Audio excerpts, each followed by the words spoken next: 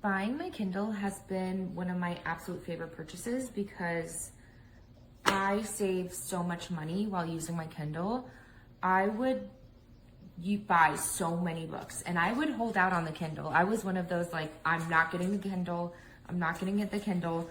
But then once I had so many books and I didn't know what to do with them, and it was Prime Day. Prime Day got me and it was on sale and I was like, okay.